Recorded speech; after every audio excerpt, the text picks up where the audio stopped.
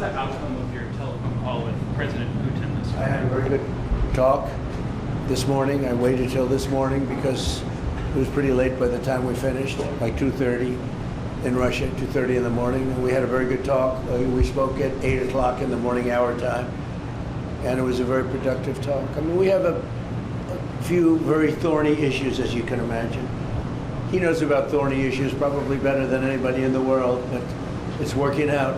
We have a couple of issues that we're going to get resolved, hopefully, and if we get them resolved, you're going to have peace. You're going to have Ukraine. They're losing 26,000 soldiers a month. Can you believe it? A month, 26,000 young, beautiful soldiers, and plus some people in Kiev, and relatively small, but a lot, you know, still people, and it's a lot of people.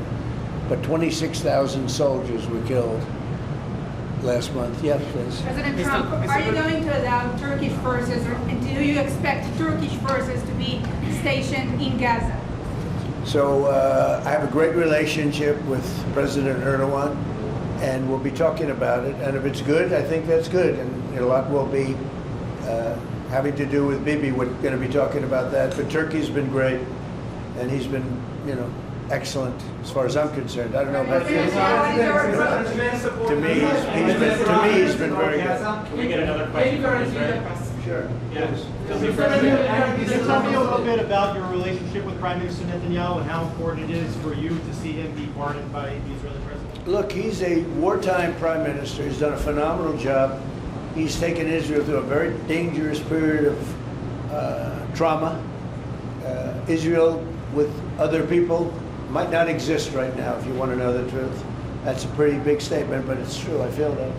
You had the wrong prime minister. Israel right now would not exist because they were met with a force the likes of which very few countries could have handled. And we worked together, and we were extremely victorious, to put it mildly. Now I hear that Iran is trying to build up again, and if they are, we're going to have to knock them down. We'll knock them down. We'll knock the hell out of them. But hopefully that's not happening. I heard Iran wants to make a deal. If they want to make a deal, that's much smarter. You know, they could have made a deal the last time before we went through, you know, a big attack on them, and they decided not to make the deal. They wish they made that deal. So I think, again, they should make a deal. They want to make a deal, but sometimes that doesn't happen. Yeah, please. Mr. Trump, WMLH 24 News Israel. Would you support the overthrow of the Iranian regime? Who? Iranian regime. I'm not going to talk about overthrow of a regime.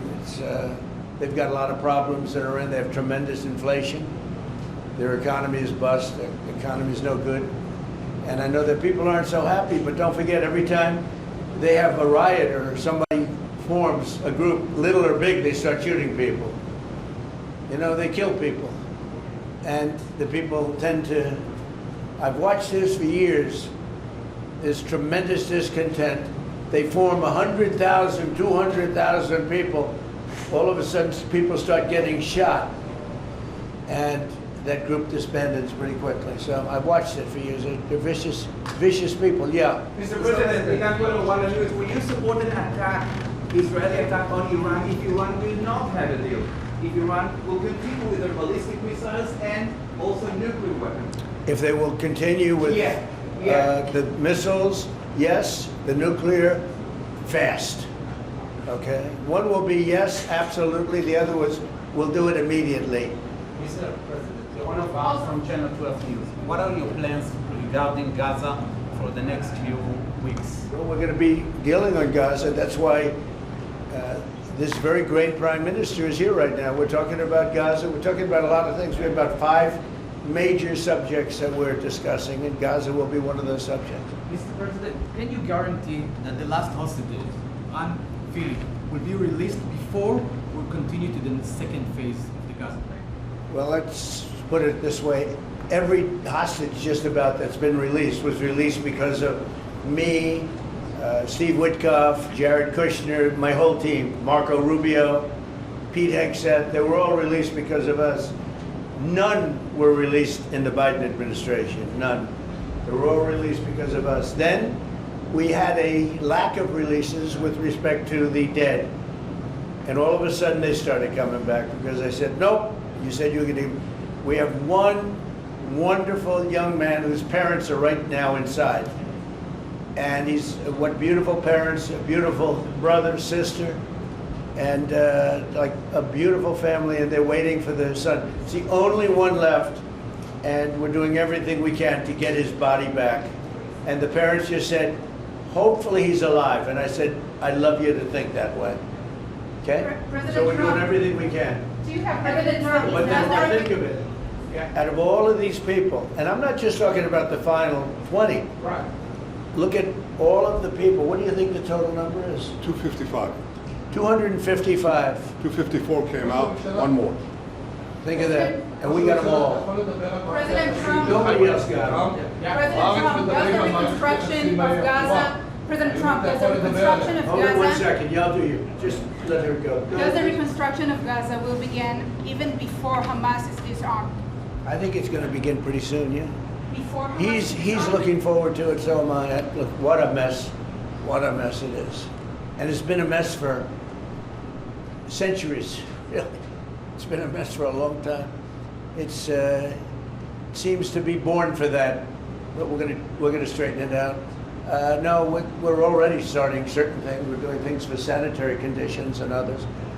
But Gaza's a tough place. You know the expression, it's a tough neighborhood.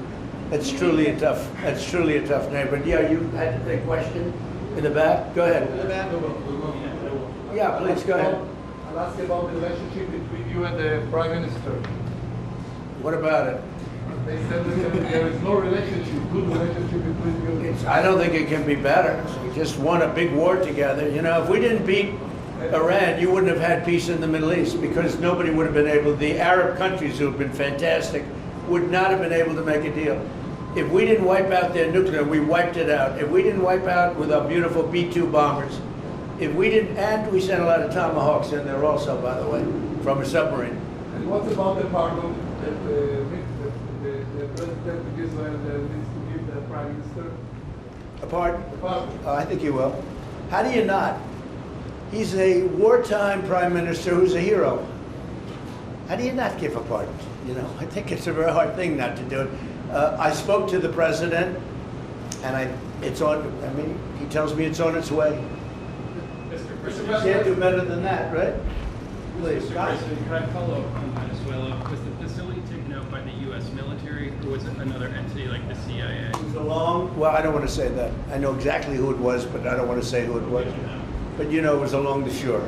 Mr. President, have you or anyone in your administration talked to Maduro in recent days? Well, I spoke to him Recently? pretty recently, reasonably, but nothing much comes of it. Yeah. Mr. President, can you explain the You importance have to understand what he's done. They've sent billions of dollars of drugs in, but maybe just as bad, they've sent hundreds of thousands of people in from jails, from prisons, from mental institutions and insane asylums. The drug lords, the drug dealers were all sent into our country. But think of it, what he's done. Tren de Aragua, probably the worst gang. They cut off people's fingers. One man made a phone call to complain about them. He cut off their hand. They cut off his hand. Don't ever make a phone call again. We'll cut off your other hand. After that, we'll kill you, they said. That was in Colorado. And now they sent in all of the bad ones. They sent in some bad people. And that to me was just terrible. And they send in drugs. Now, I will say this. 97% of the drugs coming in by sea stopped. We're trying to figure out who the other 3% are. They have a hard time getting people to pilot those boats. But 97% of the drugs coming in by the ocean, by the sea, by water, are gone. Every boat that we take out, we save 25,000 lives of Americans. Thank you very much, everybody. We'll see you. We're going to have a big meeting, and we'll see you in a couple of hours if you'd like. And if you'd like, you can come up and have lunch like you did yesterday. Would you like that or not? Do you want that? Oh, yes. Because some of them think it's terrible, it's a bribe. But, you know, a bribe for $25, I don't know. If you'd like, you can go, and if you don't, you can stand in a driveway and melt. All right? But if you want, will you work on that, Margot? Yes, sir. Is Margot doing a good job? Yes, sir. She's a star. She's too nice. Her only problem, she's too nice to you. And you're not nice to us, but that's okay. Margot, take them up and have a beautiful lunch, and we'll see you later. Are you worried that the alleged strike on Putin's residence could scuttle peace? Yeah, I don't like it. It's not good. I heard about it this morning. You know who told me about it? President Putin told me about it. Early in the morning, he said he was attacked. It's no good. It's no good. Russian officials Don't forget, you know, the tomahawks. I stopped the tomahawks. I didn't want that. Because we're talking about, you know, it's a delicate period of time. This is not the right time. It's one thing to be offensive, because they were offensive. It's another thing to attack his house. It's not the right time to do any of that, and can't do it. And I learned about it from President Putin today. I was very angry about it. Do you not have U.S. But don't you have U.S. intelligence services? What? Don't you have U.S. intelligence services that monitor that region very closely?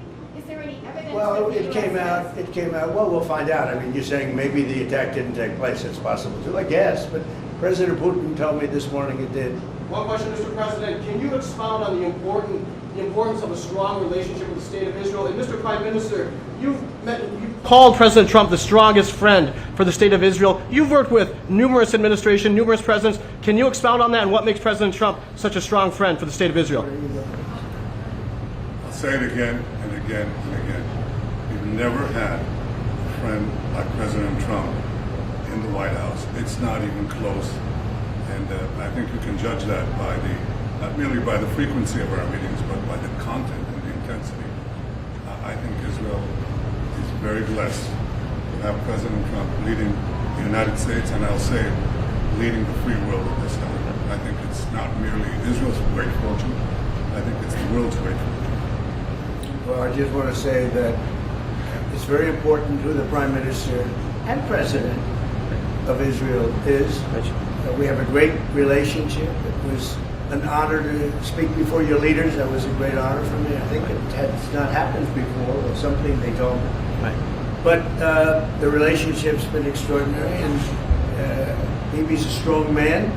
He can be very difficult on occasion, but you need a strong man. If you had a weak man, you wouldn't have Israel right now. Israel would have been, you know, Israel with most other leaders would not exist today. They would not exist. And now they're stronger than ever. Yeah, please, sir. Are you going to ask Netanyahu to sign this agreement with Syria? Well, I hope he's going to get along with Syria, because the new president of Syria is working very hard to do a good job. He really is. I know he's a tough cookie, and he's, you know, you're not going to get a choir boy to lead Syria. That's the one thing I want to say. So I hope they're going to get along, because, you know, I dropped the sanctions on Syria because otherwise they wouldn't have had a chance. We want to see Syria survive. So we're going to be talking about Syria too. Thank you very much, everybody. Have a good time. Go have a good lunch. Thank you, Mr. President.